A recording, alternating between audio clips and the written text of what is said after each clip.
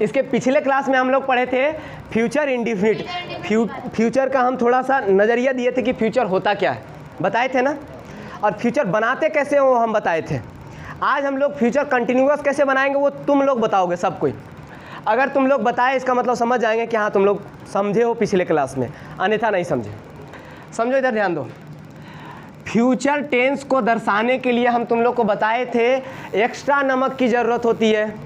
वो कौन नमक क्या है, नाम क्या है उसका, यानी एक्स्ट्रा हेल्पिंग वर्ब। और एक्स्ट्रा हेल्पिंग वर्ब जो होता है वो शैल या विल लगा करके हम फ्यूचर जानते हैं कि वो फ्यूचर में है। बताइएगा यहाँ पर, they are doing their work, वे लोग कंटिन्यू कर रहे हैं अपना काम को, यानी कर रहे हैं, कंटिन्यू में है क्या चीज़, अपना काम को। ये कौन सा टेंस में है, ये हो गया present, first form of helping verb. ये हो गया V1 + ing continuous, present continuous tense का है। अब हमको ये कहेंगे कि ये वाला काम कंटिन्यू करेंगे, कर नहीं रहे हैं, करेंगे। जो काम कर रहे हैं ऐसा बात है, वो वाला काम अभी नहीं करेंगे, अभी नहीं कर रहे हैं, करेंगे फ्यूचर में। तो बताओ उसके लिए फ्यूचर दर्शाने के लिए क्या आना चाहिए, विल या शैल आना चाहिए कि नहीं। कौन सा वर्ब, एक्स्ट्रा हेल्पिंग वर्ब। अब एक्स्ट्रा हेल्पिंग वर्ब सब्जेक्ट के बाद वर्ब आता है, तो यहाँ दे के साथ विल लगेगा कि शैल, विल लगेगा। ये फ्यूचर बन गया, क्या बन गया, फ्यूचर बन गया। तो इसका क्या होना चाहिए, फ्यूचर समझिए समझिए समझिए, रिलैक्स हो जाइए पहले। कुछ बच्चा को पता है कि सब्जेक्ट प्लस विल या shall plus be plus V1 + ing ये वाला याद है, तो आर के जगह बी लगाइए। कैसे हुआ वो भी समझिए। एक हेल्पिंग वर्ब आ गया, ये अपना रूप इसको दे दिया कि इज लगेगा कि आर लगेगा, जो भी लगेगा। जैसे कहने का मतलब ये प्लुरल है कि सिंगुलर। अरे कुछ डिसीजन, बुड़बक लोग, कुछ डिसीजन होता है कि नहीं, किसके साथ शैल लगाएंगे, किसके साथ विल लगाएंगे। तो एक सब्जेक्ट है मेरे पास, तो इसको संतुष्ट करने के लिए कौन सा वर्ब है, जो एक्स्ट्रा वाला आया है कि नहीं। और जो पहले से जो ये था प्रेजेंट में लग रहा था, वो तो इसको अब संतुष्ट नहीं करेगा, तो वो अपना ओरिजिनल रूप में आता है। पहले भी हम बता चुके हैं, क्या बता चुके हैं, कि सबसे पहला वर्ब सब्जेक्ट के अनुसार आता है, उसके बाद आने वाला जो वर्ब होता है वो अपना ओरिजिनल रूप में आता है। तो क्या बता सकते हो इज एम आर का ओरिजिनल रूप क्या होता है, बताए हैं बी होता है। यानी आर के जगह पर इज रहता, इज के जगह पर एम रहता, एम के जगह पर, सब के जगह पर बी लग जाता। बात को समझे। इसीलिए इसका रूल कैसे बनाया सो समझो। सबसे पहले सब्जेक्ट प्लस विल, या तो विल लगाओगे या शैल लगाओगे। उसके बाद प्लस वही वाला है ना, एक्स्ट्रा वाला जो है, एक्स्ट्रा वाला नहीं, यही तो पहले ये मेन था है ना, यही हेल्प कर रहा था, लेकिन ये एक्स्ट्रा में आया। Be plus first form plus ing, plus में जो डालना है सो डाल दो। ये हो गया मेरा रूल, किस चीज़ का, फ्यूचर कंटिन्यूअस, प्रेजेंट कंटिन्यूअस नहीं, फ्यूचर कंटिन्यूअस का। अच्छा, फ्यूचर परफेक्ट का बना सकते हो। अच्छा एक देख लो, उसके बाद खुदे बनाना तुम लोग। ही के साथ क्या लगेगा, और ये बी लगाया है, इज एम आर के जगह लगा होगा। अच्छा यहाँ पहले क्या होगा बता तो, हैज होगा, हैव होगा। अरे बुड़बक, इज एम आर, बी जो है इज एम आर का रूप है, इज होगा ना, इज होगा बुड़बक। देखो इधर, ही के साथ देहाती लोग, ही के साथ इज ना लगता है, और इज का भी रूप बी है ना, नहीं है, तो इज का रूप जब बी है तो यहाँ बी लगा है, लेकिन ये भी इज के लिए आया, समझे।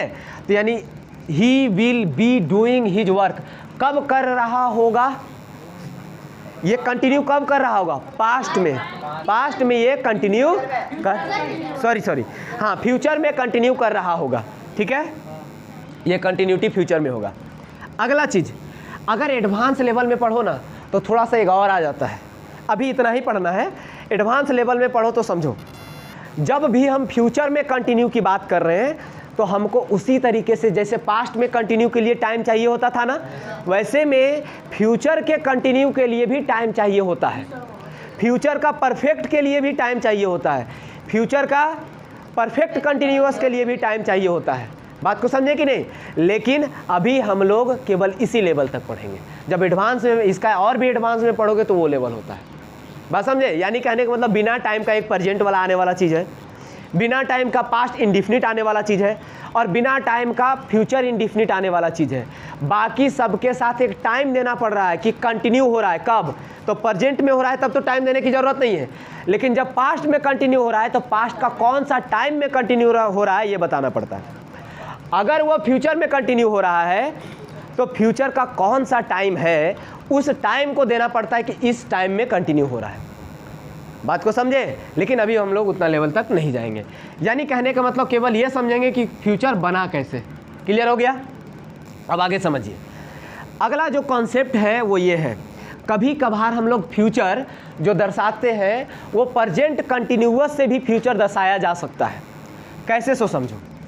Is am are plus is या तो एम या तो are plus going plus to plus V1 जब लगाओगे ना तो ये वाला पार्ट फ्यूचर बता रहा होता है। कैसे? सो समझिएगा एग्जाम्पल से। He is going to buy, वह जा रहा है खरीदने के लिए एक नया कार। कब?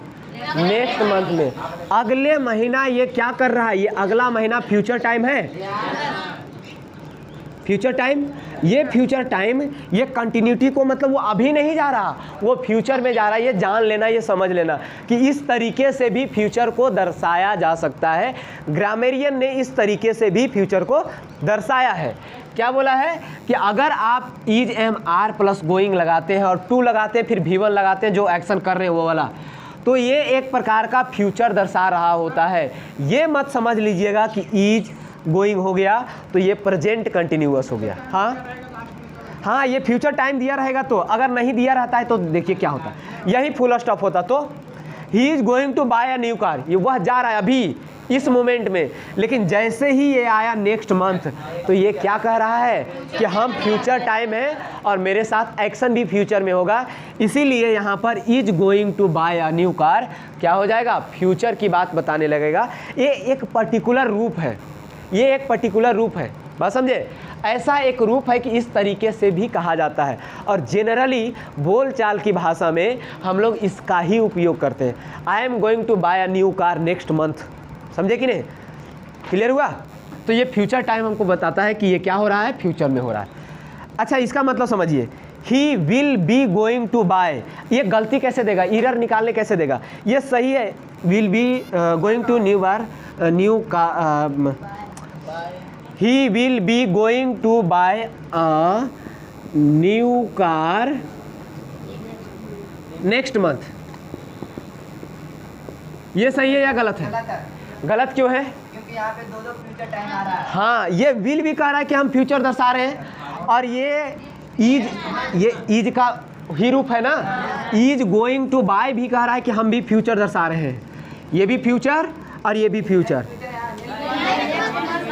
हाँ, यानी नेक्स्ट मंथ तो है, ये है कि नेक्स्ट मंथ तो ठीक है, लेकिन नेक्स्ट मंथ के लिए जब ये नेक्स्ट मंथ आ गया तो ये भी कहने लगा कि जैसे मेरा नेक्स्ट मंथ आया इज गोइंग टू बाय जो होगा वो मेरा हम फ्यूचर दर्शाने लगेंगे। जैसे यहाँ दर्शाया था ना वैसे करा, हम प्रेजेंट अब नहीं दर्शाएंगे क्योंकि हमको क्या मिल गया? फ्यूचर टाइम, हम फ्यूचर दर्शाएंगे। और विल भी कह रहा है हम तो ओकरे लिए आते हैं, दोनों अलग अलग के लिए नहीं ना आता।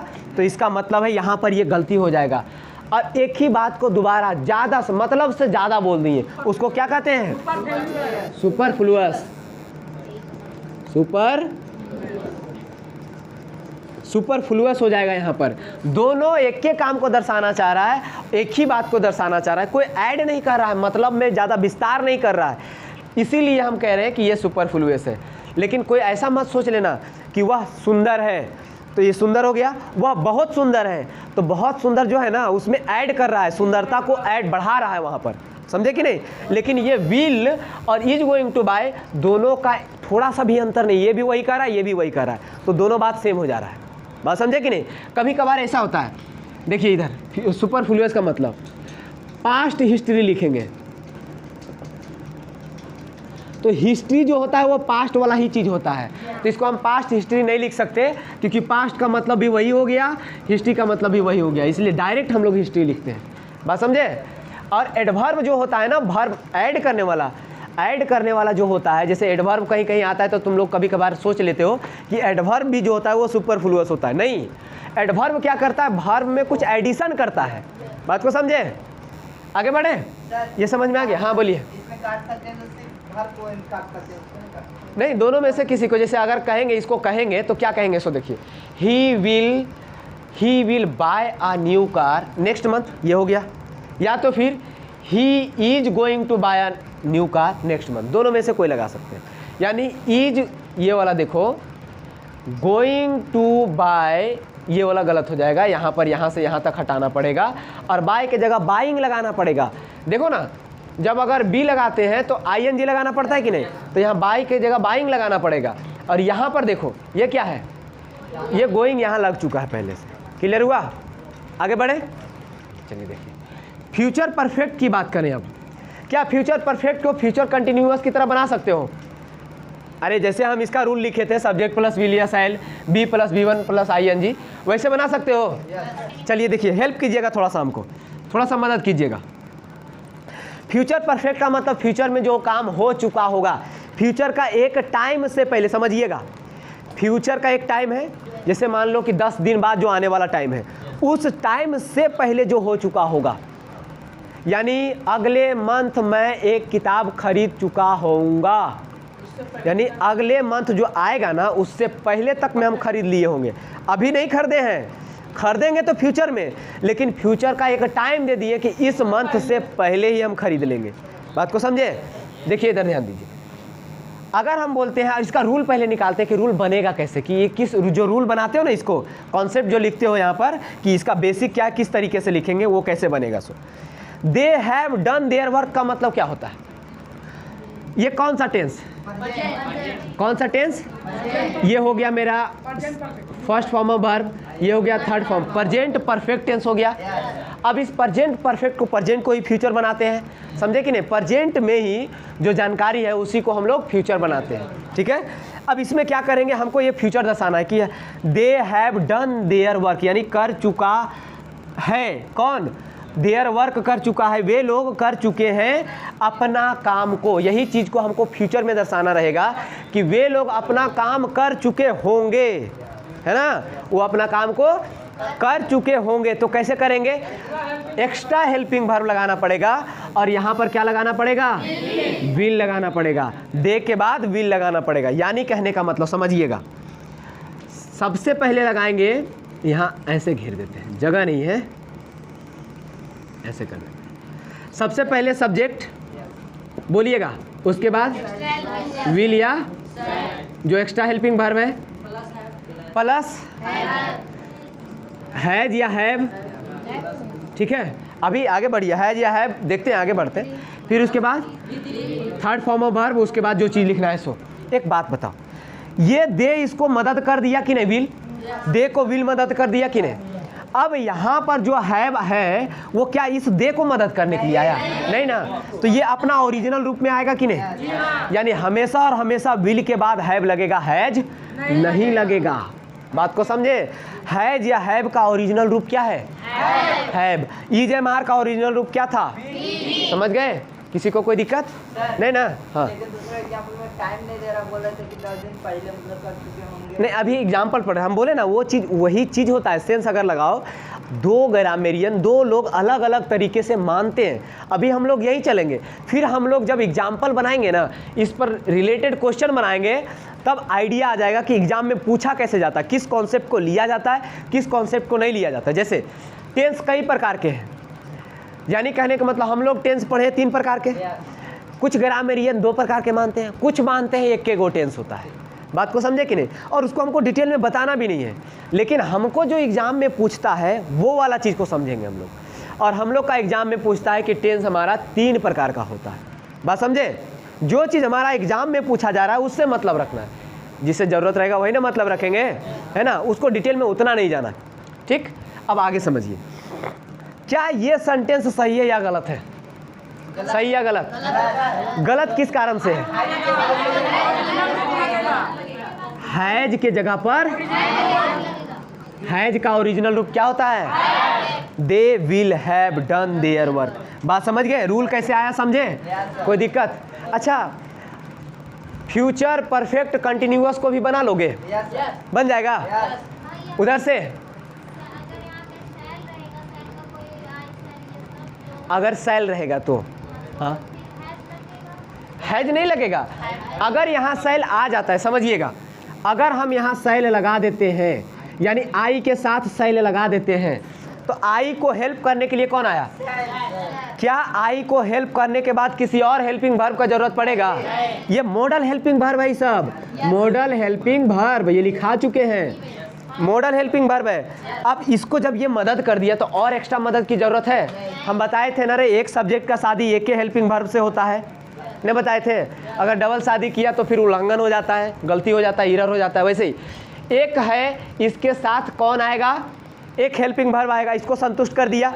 अब उसके बाद आने वाला जो हेल्पिंग वर्ब है वो हमेशा और हमेशा, चाहे वर्ब हो या हेल्पिंग वर्ब हो, वो ओरिजिनल रूप में आएगा। और हैज का ओरिजिनल रूप हैव होता है, और हैव का भी ओरिजिनल रूप हैव ही होता है। बात समझे? इसलिए सेल रहे चाहे विल रहे, बाद में हैव ही लगेगा। क्लियर हो गया? किसी को इसमें कोई दिक्कत? अब हम लोग अगला दिन कुछ और भी पढ़ेंगे। फ्यूचर में परफेक्ट जो आता है ना, उसमें कुछ और भी वर्ड होता है, जैसे बाय लगा के लिखते हैं। नहीं, फ्यूचर कंटिन्यूअस तो पढ़ेंगे ही, लेकिन उससे पहले हम लोग पढ़ेंगे कि बाय लगा के जब करते हैं तो क्या आता है। सो बाय लगाते हैं तब भी फ्यूचर दर्शाता है, फ्यूचर परफेक्ट दर्शाता है, उसका क्या मतलब होता है उसके बारे में हम लोग डिस्कस करेंगे।